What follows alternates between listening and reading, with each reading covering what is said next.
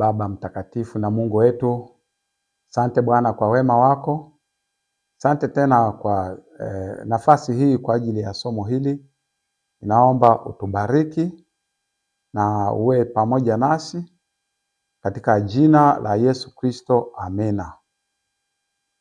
Na tunapokuwa tukiendelea na somo hili linasema umebaki na ibada bila Mungu.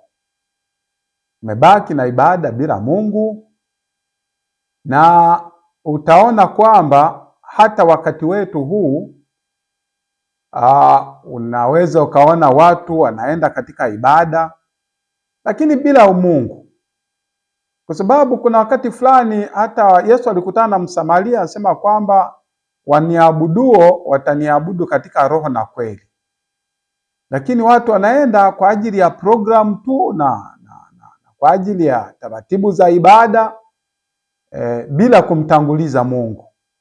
Sasa tutaona jinsi ambavyo Efraimu alichaguliwa. Alichaguliwa alichaguliwa na Mungu, halafu akamwacha Mungu, akabaki na sanamu, akabaki na sanamu. Kwa hiyo nasema Efraimu amejiunga na sanamu.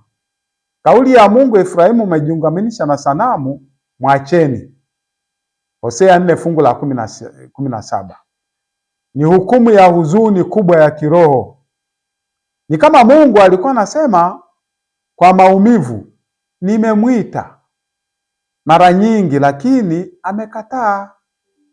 Mwacheni aende kwenye uharibifu wake. Tuchambue hatua kwa hatua neno hili tangu mwanzo wa Efraimu hadi madhara ya kiroho ya taifa. Kisha tufananishe na wakati wetu wa siku za leo. Somo hili linaenda sana katika wakati wetu. Watu wanaenda kwenye ibada kwa ajili ya mambo yao tu, kwa ajili ya kubarikiwa, kwa ajili ya kutafuta utajiri, kwa ajili ya kuponywa magonjwa, kwa ajili ya mafanikio, kwa ajili ya watoto wa shule. Lakini wanaacha mahusiano na Mungu, ambapo kwa kweli tunabidi kuwa na mahusiano na Mungu. Halafu mambo mengine yote yatafuata. Kitu cha kwanza ni Mungu. Lakini mambo ya Mungu wameacha.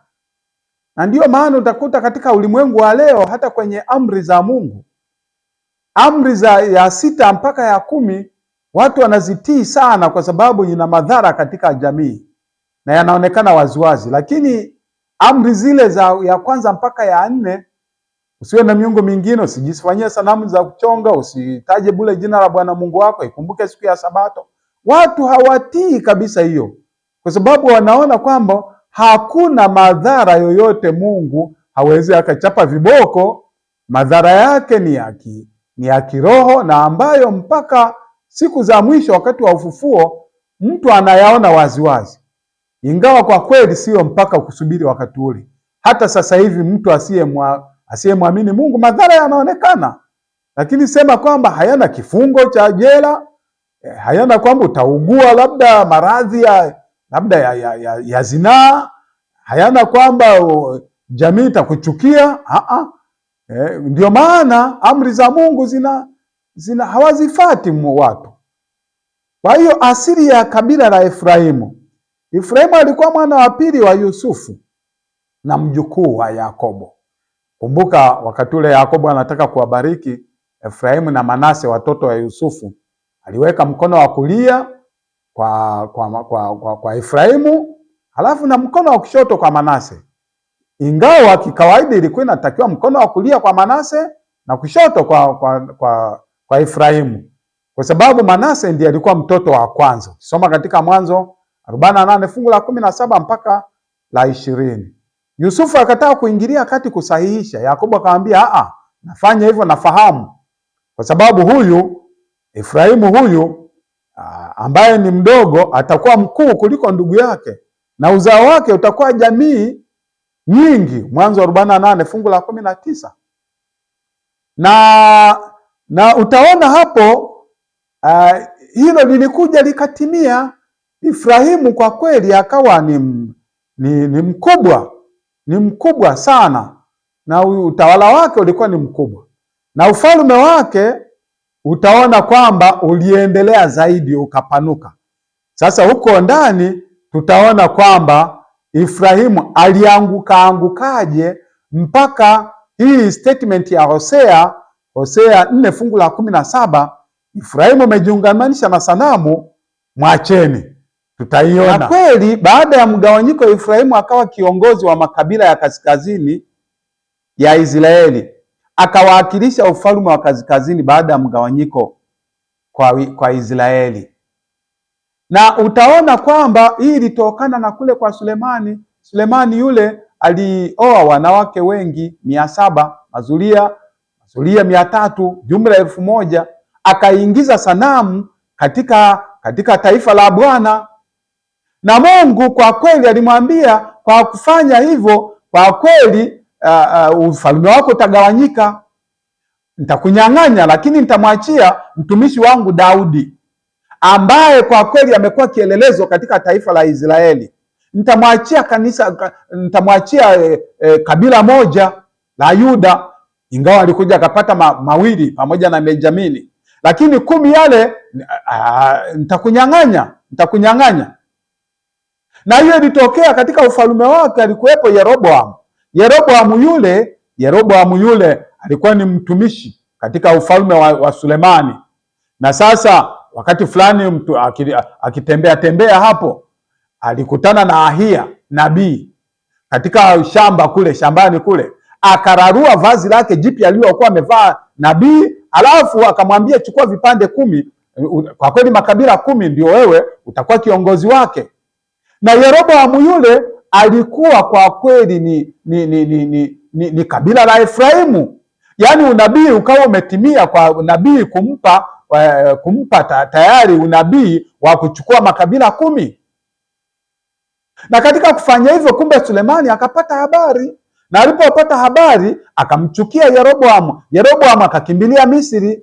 Yeroboamu alipokimbilia Misri alikaa huko, na mpaka mtoto wa Sulemani Rehoboamu alipotawala yule mtoto wa Sulemani, ndipo ambapo sasa watu walimwendea, watu wa Israeli, yale makabila 10 yalimwendea, akamwambia, baba yako alitutwisha kongwa zito, wewe utatupa nafuu katika kongwa hili ambalo alitutisha baba yako? Akawaendea wazee wakampa ushauri, wakamwambia, kwa kweli, hebu wahudumie vizuri, watendee wema, wajibu vizuri. Halafu akatoka akaenda kwa vijana wenzake. Kumbuka Rehoboamu wakati ule alikuwa ni kijana. Alivyowaendea vijana wenzake, akamwambia, wewe nenda kawaambie, kwa kweli kongwa lile aliyowatwisha baba yangu hilo ni jepesi. Yeye aliwapiga kwa mijeredi, lakini mimi nitawapiga kwa nge. Ndipo wale ambao wale Waisraeli makabila 10 wale wakasema, tuna nini tena katika ukoo wa Yese? Tuna nini tena? Wakajitenga yale makabila 10 yakajitenga yale. Kwa hiyo kwa muda mrefu Efraimu alikuwa ni ishara ya ukuu wa Israeli. Tena alikuwa mwenye hekima, mwenye nguvu, tena alikuwa na wingi wa baraka. Soma katika Kumbukumbu la Torati 33 fungu la 17 utaikuta hiyo. Lakini unabii unakuja unatimia tena wakati huu wa mfalme Sulemani na Rehoboamu. Kwa hiyo kupotoka kulitokea wapi? Mpaka anasema Ibrahimu umejiungamanisha na sanamu, mwacheni.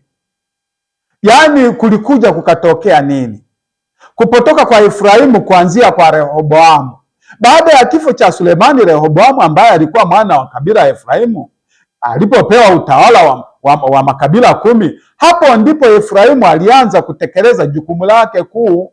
Lakini Rehoboamu alianza kwa uasi. Rehoboamu ambao ni ukoo wa Efraimu akaanza kwa uasi. Rehoboamu mwana wa Efraimu alifanya makosa makubwa 3. La kwanza, aliunda sanamu 2 za ndama wa dhahabu. Wafalme wa kwanza 12 fungu la 28 mpaka 30.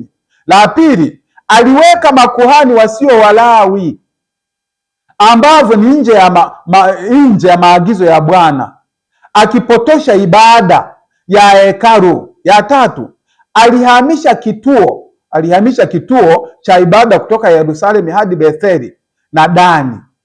Ndiyo hivyo, Efraimu baada ya kuwa kiongozi wa ibada ya kweli, akawa kiongozi wa uasi wa taifa lote la Israeli. Yanatoka wapi? Maigizo yanatoka wapi? Yaani katika ibada, katika mimbari ya Bwana, katika ibada watu wanaigiza. Yaani unakuta mara nyingine hata wahubiri, mara nyingine samahani, hata kwa kusema hili, hata wachungaji mara nyingine wanatamani sana kufanya vichekesho.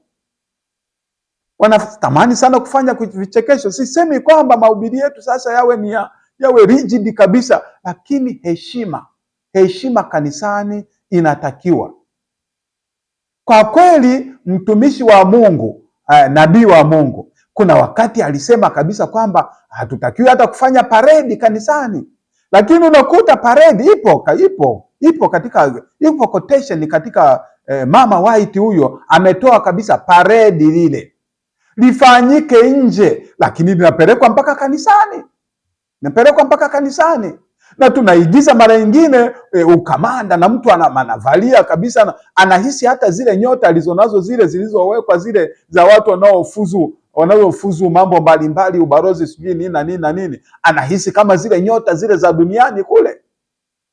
Lakini tunatakiwa kwa kweli kuwa na kicho mbele za Mungu. Yeroboamu ndiye alifanya makosa hayo, akawatoa makuhani, akaweka makuhani ambao walikuwa wameamuliwa na Mungu, akaweka watu ambao ni watu, akachukua watu wowote tu wale. Na mara nyingine tumekuwa kwa kweli mara nyingine tunatafuta visingizio. Yaani mtu anabatizwa leo, unamteua kuwa mzee wa kanisa, kuwa shemasi, tunasema bwana, tuliomba Roho wa Mungu, tuliomba Bwana. Kambi yaani tuna haraka gani? Haraka iko wapi? Ni kweli wakati ule kituo cha ibada ilikuwa ni Yerusalemu, na sasa hivi hatutakiwi kuwa na vituo vya ibada kwamba Yerusalemu ndio kituo chetu. Yesu alisema kabisa, sasa hivi watu wataniabudu katika roho na kweli, hawataabudu tena Yerusalemu. Lakini wakati ule maagizo ni Yerusalemu. Kwa hiyo ilikuwa ni lazima kutii agizo la Bwana. Na sasa hivi maagizo yetu, kituo chetu cha ibada ni katika moyo. Na sasa tunatoa vituo katika moyo, tunapeleka katika vitu, na mara nyingine tunaachia hata kanisa linakuwa katika badala ya kutegemea Mungu afanye, tunasema hebu ngoja akili zetu zifanye, vitu vyetu vifanye, badala ya Mungu afanye. Hivyo Efraimu badala ya kuwa kiongozi wa ibada ya kweli, akawa kiongozi wa uasi katika taifa. Kwa hiyo kutoka kwa Yeroboamu mwana wa Efraimu ulitoka mtiririko wa uovu. Yaani aliambukiza Israeli yote. Sanamu zikawekwa mahali pa Mungu. Ukiangalia kitabu cha Wazee na Manabii ukurasa wa 100 cha Kiingereza, lakini utakuta hicho kitu. Ghadhabu ya Mungu ndio hapa, na ambapo katika Hosea, huyo alikuwa nabii wakati ule, akasema, wewe Efraimu umejiungamanisha na sanamu. Maonyo mengi yalifanyika kwa Efraimu, katika ukoo wa Efraimu walifanywa maonyo mengi, na sasa kikombe kikajaa.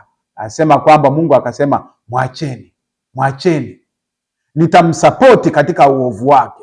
Efraimu umejiungamanisha na sanamu, mwacheni. Mungu atakuunga mkono, atakuwezesha kufanya uovu wake, kwa sababu amekusihi ubadilike, umekataa. Sasa atakuwezesha. Maana yake ni nini? Umejiungamanisha, ameambatana kabisa na amekubali kwa hiari kuabudu sanamu, na wakati akimjua Mungu, mwacheni. Maana ya mwacheni ni nini? Roho wa Mungu ameondoka, hakuna tena maonyo yatakayogusa moyo wake. Ni sawa na kanisa ambalo Roho Mtakatifu anaondoka, nuru, Roho Mtakatifu anaondoa nuru. Kwa hiyo kwa sababu limekataa mwanga wa mara kwa mara, sasa Mungu yuko tayari kusema mwacheni. Ukisoma katika Hosea 7 fungu la 8 na la 9, anasema Efraimu amejiingiza kati ya mataifa, amekuwa mkate usiogeuzwa. Amekuwa mkate usiogeuzwa, nguvu zake zimekoma, wala yeye hajui. Hata makanisa yetu itakuta wakati fulani Roho atakapoondoka, tutakuwa hatujui, kwa sababu makatazo tunakatazwa, hatukubali. Hapa ni taifa lililochoka kiroho, linaonekana linaishi lakini limekufa kiroho. Ukienda Ufunuo 3 fungu la 1 utaona kwa kanisa la namna hiyo. Kwa hiyo madhara makubwa alipata Efraimu, kupoteza uwepo wa Mungu. Mungu alisema nimewakataa wao kwa sababu hawakunisikiliza. Hosea 9 fungu la 17, kwa sababu hawakunisikiliza. Hata wakati huu tusipomsikiliza Mungu atatukataa, na Yesu atatoa Roho wake Mtakatifu, ataondoka. Na akiondoka, kwa kweli unakuta mlango wa rehema unafungwa. Tunakatazwa, tumeshupaza. Hata wale makatazo na kushupaza hakujalishi mzee wa kanisa, hakujalishi mchungaji. Wachungaji nao wanaingia katika sanamu, wanaona kwamba wakisahihishwa, wakipewa maoni, wanaona kwamba wanakataa, wanasema kwamba kwa nini utusahihishe? Wanafungua magombo, wakasema mchungaji mwache, ni Mungu aliyemchagua, mwache. Lakini Mungu atafika sehemu fulani atasema, Efraimu, umejiungamanisha na sanamu, mwache. Na sasa hivi unakuta kunakuwa na ushabiki, kunakuwa na ushabiki kabisa. Kunakuwa na ushabiki wa watu wengine wanataka mziki wa nota, wengine wanasema sisi tunataka bana midundo. Sasa wachungaji wamegawanyika sehemu mbili, washiriki wamegawanyika sehemu mbili, wazee wa kanisa wamegawanyika sehemu mbili. Itafika sehemu fulani Roho wa Mungu ananong'ona na atasema mwacheni. Efraimu ni kama njiwa mjinga asiye na moyo, hakutambua kuwa ibada zake ni bure. Itafika sehemu fulani ibada zako zitakuwa bure, mahubiri yako yatakuwa bure. Utakuwa unaona kwamba unahubiri, una watu wanaokusifu, unahubiri, kumbe watu wanakushabikia katika njia ya mwili, kumbe watu unawasisimua katika mwili, kumbe watu unawafanyia sanaa. Inasema kwamba katika Biblia unaweza ukalitumia neno la Mungu kulihubiri kama sanaa, na ukilihubiri kama sanaa watu watakupongeza. Pale Bwana umenigusa. Umeguswa mwili, umeguswa roho. Kinachotakiwa sasa hivi uone kwamba ukigusa roho za watu utawaona unyenyekevu wako, lakini ukigusa mwili utaziona sifa zinapokuja.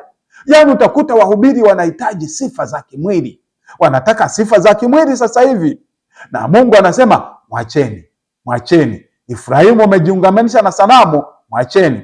Efraimu ambaye alikuwa kiongozi alipotea kabisa katika historia. Baada ya Mungu kusema mwacheni, Mungu alivyomshughulikia, alipotea katika historia. Hata kwenye orodha ya makabila yale yaliyotajwa katika Ufunuo 7 hakutajwa. Kabila la Efraimu lililowakilisha ukuu wa Israeli lilipoteza nafasi yake kwa sababu ya uasi wa kudumu. Kitabu cha Wafalme na Wazee na Wafalme, ukurasa wa 290, kitabu cha Kiingereza, utaona hiyo. Hebu linganisha na wakati wa sasa hivi. Utakuta Efraimu wa kale alikuwa kiongozi wa ibada, akapotosha wengine, lakini leo utakuta kanisa la masalia limepewa nuru, lakini likipotoshwa na lenyewe Mungu hata liacha, linaangukia hatari hiyo. Wengine anasema kanisa la Bwana halitaanguka. Mungu ana njia maelfu. Kama kanisa litapotoka, Mungu atalishughulikia. Hakuna cha kusema Bwana, tumeona kanisa Bwana litaenda hivi. Mungu ana njia zake ambazo huzifahamu. Njia za Bwana hazitafutikaniki wala hazichunguziki. Kama hili kanisa ambalo amelichagua likipotoka, Mungu atalishughulikia. Kwa kweli Efraimu aliungamana na sanamu. Wengi leo wameungana na dunia, fahari na sanamu za kidunia. Siasa imekuwa ndio mtindo, sifa ndio imekuwa ni mtindo. Kujiinua, kujikweza na kujionyesha, kujitetea na kufanya malaumu ndio imekuwa sehemu yake sasa hivi. Mungu anasema mwacheni, mwacheni. Wengi leo wameungana na dunia na fahari na sanamu zake. Kwa kweli ukiangalia Efraimu wa zamani alipotea katika orodha ya makabila, lakini hata sasa hivi wale watakaokataa roho ya unabii na neno watakosa muhuri wa Mungu. Hata wakati ule wa Ahabu, utaona Israeli kama walikuwa wamepotoka wote, yaani kama hapakuwepo na mtakatifu. Lakini unaambiwa kwamba Mungu anamwambia Eliya kwamba wewe usifikiri huko peke yako, nimejisazia wengine 700, manabii wengine 700 ambao hawakupiga goti kwa habari. Utaliona kanisa la Mungu kama limeanguka, lakini ndani yake kuna watu. Mungu ana njia maelfu. Kwa hiyo tunaona kwamba tunapata maonyo kutoka kwa nabii wa Mungu. Mama Ellen White anasema wale wanaojua ukweli wa siku hizi lakini hawaufanyi kwa maisha yao, wanajihesabu miongoni mwa Efraimu aliyejiungamanisha na sanamu. Ndiyo kitabu cha Kutoka, Testimonies for the Church, volume 5, gombo la 5, ukurasa wa 76. Wito wetu ni nini? Kama Mungu alivyoomba kupitia Hosea, alisemaje Mungu? Aliomba akasema, njoni turudi kwa Bwana, maana yeye ndiye aliyeturarua, naye atatuponya. Yeye amepiga, naye atatufunga jeraha zetu. Njoni kwa Bwana, njoni tumrudie Bwana. Yeye atatuponya, yeye atatufunga jeraha zetu. Pale tulipoumia katika mioyo yetu, yeye atatufunga. Maumivu mara nyingine yanasababishwa na mwili huu, hata mambo ya shughuli zetu, mara nyingine hata maumivu ya biashara, maumivu ya afya, ambayo yataungamanisha na roho yako ambayo inamwelekea Mungu. Anasema njoo, yeye atatuponya, atatufunga jeraha zetu. Efraimu angeweza kutubu, lakini alichelewa. Na wewe angalia, usije ukachelewa. Sisi bado tuna nafasi, sauti ya Mungu bado isije ikasikika kwa kweli katika masikio yetu ikisema kwamba mwacheni. Neno hilo lisisikike katika masikio yetu. Na mwisho, kwa kweli Efraimu amejiungamanisha na sanamu. Mwacheni ni onyo la mwisho ambalo litatokea wakati wa mwisho, kabla ya mlango wa rehema kufungwa. Na mlango wa rehema unaweza ukafungwa katika kanisa, unaweza ukafungwa katika mtu binafsi. Kwa kanisa linalokataa mwanga wa Mungu, wale wanaopinga neno la Mungu leo watatembea katika njia ile ya Efraimu, njia ya heshima ya muda. Yaani mambo ya dunia haya ni heshima ya muda. Utajiri wa dunia huu ni heshima ya muda. Afya katika dunia hii ni heshima ya muda, lakini mwisho wake ni giza tororo, tena giza la milele. Mwamini Yesu ili aweze kukupa nguvu ya kutembea katika maagizo ya Mungu na amri zake, ili neema hii uweze kuwa na neema ya kupokea, uweze kuwa na uwezo wa kupokea neema. Neema imemwagwa ulimwenguni, nani anaipokea? Kama hutakuwa na utiifu kwa Mungu, utaipokeaje neema ya Mungu? Neema ya Mungu inapokelewa na wanapokea wale waliowatii. Huwezi ukapokea neema ya Mungu kama wewe sio mtiifu. Ni lazima uwe na utiifu. Lazima uwe na utiifu upokee neema ya Mungu. Mwamini Yesu. Yesu anarudi upesi sana, na Mungu wetu atubariki katika somo hili katika jina la Yesu. Amina.